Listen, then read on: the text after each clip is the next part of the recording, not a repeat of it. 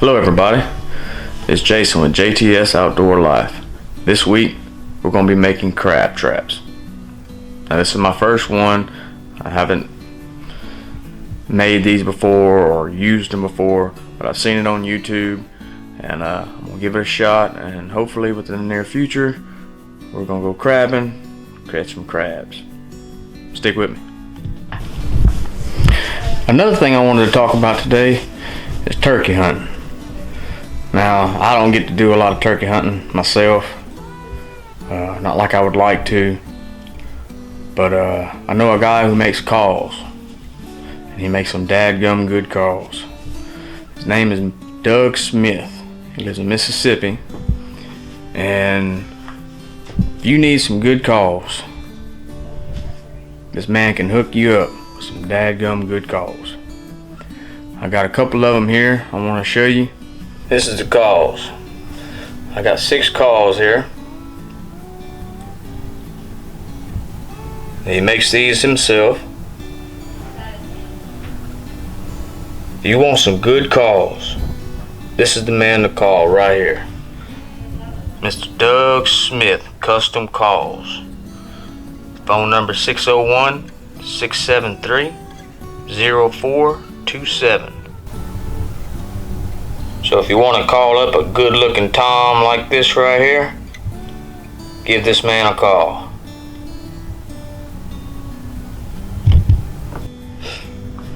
This man here can hook you up with some dadgum good calls. I'm gonna do another video, hopefully, and on these calls. I told him I would hook him up here. He's got 2 reed, 3 reed calls here. Dang good calls.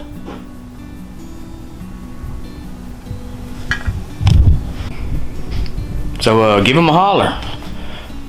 Tell him J.T.S. Outdoor Life sent you his way, and try him out. You'll like it. Now before we get started, I want to explain kind of basically how this is supposed to work on catching crabs. Once you throw this in the water, it hits bottom, the crab gets the scent of the bait, they come along, they'll crawl up here. I think, if I'm not mistaken, a crab has like 6 legs and then set of claws. But they'll crawl up here and they're trying to get to the bait. And when you pull back or set the hook, I guess you could say, basically what's going to happen is the trap is going to go this way, and if any legs are in these snares, it will tighten up. It's hard to do this and hold the camera at the same time, but basically this will cinch up fairly tight around the leg, and you continue to reel in. Once you start reeling, don't stop, because if you stop, this will get slack in it and your crab will come off.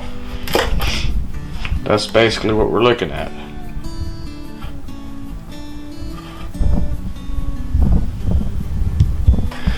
If you get on YouTube, you can look up different ways on how to do this. This one here is not 100% complete, but near it. Basically what I'm going to do here is I'll have my weight on this end, on the bottom, and this is my latch.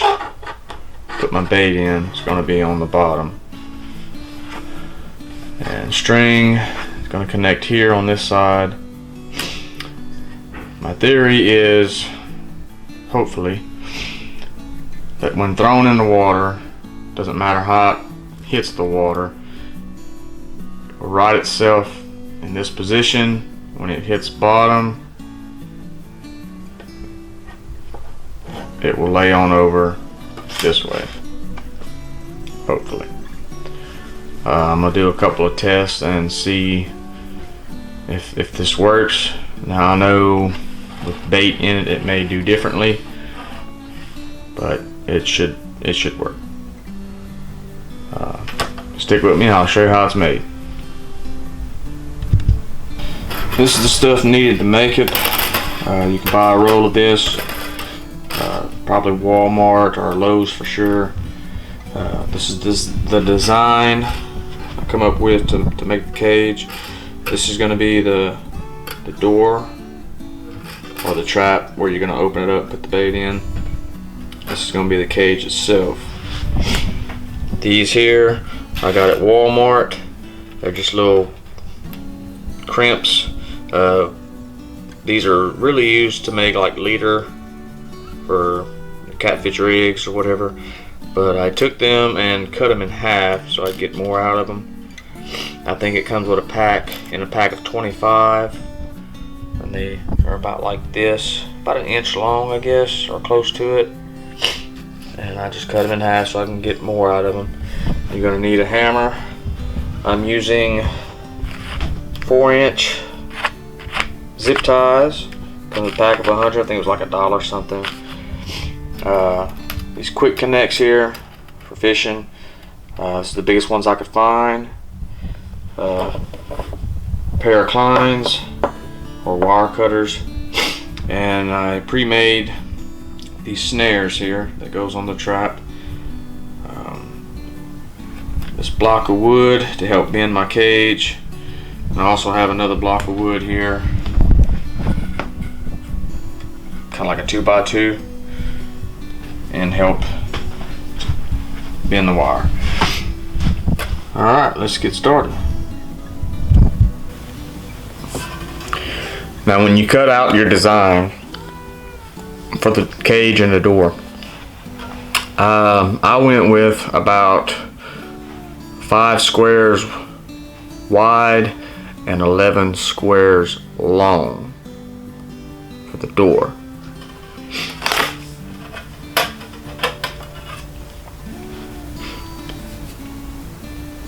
And for the cage itself, I went 11 wide and 16 long. That's going to be for the cage. And then on one side, I'll cut out a 3x3 square. Same side, opposite end, same thing. Cut out a 3x3. If you turn it around, on the other end, I cut out a 3x4 on both sides, both corners. And that's the outline for the cage itself. So both of them together looks like this.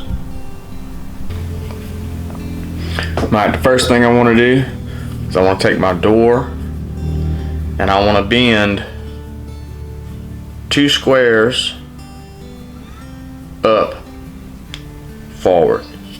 So basically I'll take it and I'll put it on my wood, and I'll bend those 2 down like this. And this is where your hammer comes in. You kind of hammer on a little bit right there, make it more square, straight. That's basically what the door for the cage is going to look like. And now we're done with this part for now. And you're going to take your cage and you're going to start folding these inward. This is going to be the bottom part, this is going to be the sides, and this is going to be the other side of the cage. I'm going to start off with one side. It doesn't really matter. Bend it forward.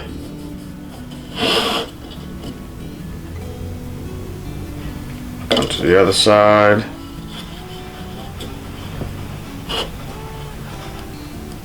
And that stuff forward.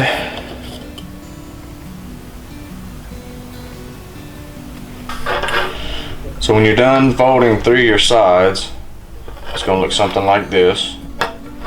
And then this end here, I'll take one set of squares and I'll fold it upwards.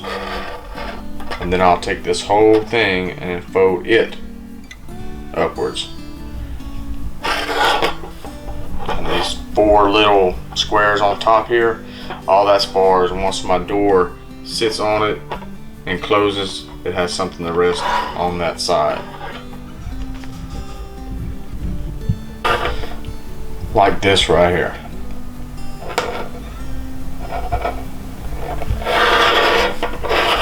Basically you have a box here with these little things. I'll show you what I'm talking about. When you put your door on it, you're going to use tie straps to hold your corners together.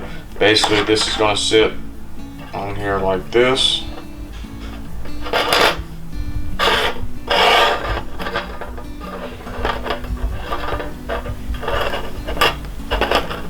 With everything tight, that's how it's going to sit.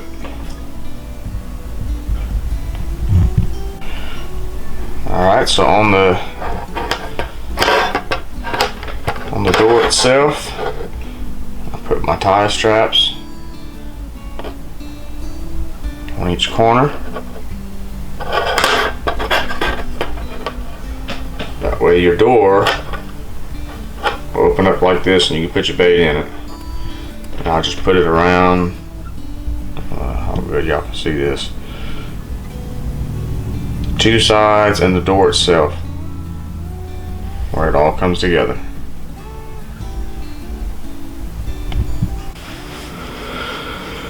Now that the cage is complete, you can now put the snares on. Just to show you where I've got my tie straps, basically is on each corner where the sides come together, and then on the other end the 2 corners and where the hatch sits on top, where the door sits on top, all that's together with the tie straps. That way the door can be opened, you put your bait, you close it back. I'm also going to have a little lock or something that I can put across right here. I'll probably use a piece of old tire tube, and I'm just going to stretch it across right here. That way it keeps the door closed. Now for the snares, all this is weed eater string. You can get it at Walmart. Comes in a little roll, 50 foot, and I think the size was 0.65, and it fits in them little crimps pretty good. And I think it was $2 and something for the 50 feet of string, and you'll have enough to do quite a few traps. That's all it is. Weed eater string. Basically all you're gonna do, you're gonna take your snares. There's a loop on one end that I pre-made. You're gonna slide this in there. That's your little snare. You're gonna take one of your crimps, you'll slide it on like this, and you're going to place it where you want on the, not the door side, but the other side. And then you're going to pick your spots and you're going to weave it through. I can't do this with one hand, but anyway, you're going to weave it through, and you're going to take the other end, you're going to stick it back in your crimp like this. You're going to tighten it up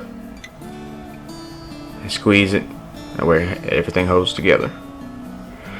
And they're going to be placed just like this all around the trap. And that's all it takes to make a crab snare. Alright, I gave this a little test run. I've got it 100% complete. I'll show you right here what I got. For the latch, I just used a, what do you call this, honey? Hairband. Hairband, there you go. Or a ponytail holder. I made 2 little hooks for each side with the latch here. And I'll just stretch it across and hook it in place. Right here, I put a weight on the inside opposite of the string Right there where the latch closes, it's on the inside where that one square across is. I laid it in there. Got it wired in. It should stay. Now, like I said, my theory was I might do differently with bait in it, but hopefully it's still the same principle. Thrown in, doesn't matter how it lands. It'll right itself, hit bottom just like this, and then rest like that. So we'll give it a run. We'll put it in the pool here. Y'all can see it. First couple drops, I'm just gonna drop it straight down like this.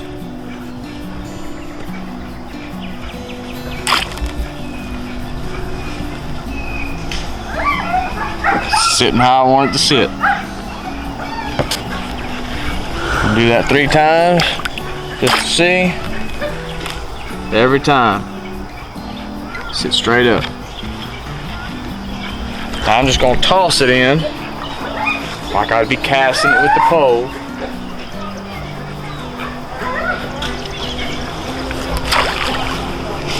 You can't see it. It's too far. It's right side up. Wife's saying she can't see it, so I'm gonna throw it from over here toward her. Oh yay, so I can get wet. That way she can see it on the bottom.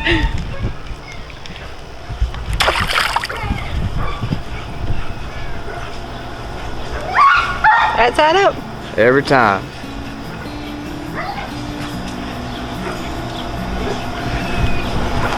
Basically, like I said, how this works, once it's laying on the bottom, like this, I say this is the bottom. Honey, you got a free hand? You sure? Come on this side. Okay, there's the crab. He's sitting on top. He's eating the bait. I got the crab by 2 claws there, or 2 legs. Once you start reeling, can't stop. Bring it all the way in. If these don't open back up, I mess with them a little bit, open them back up, toss it back out there. We ready to go crabbing. Till next time, everybody. Get outdoors and enjoy.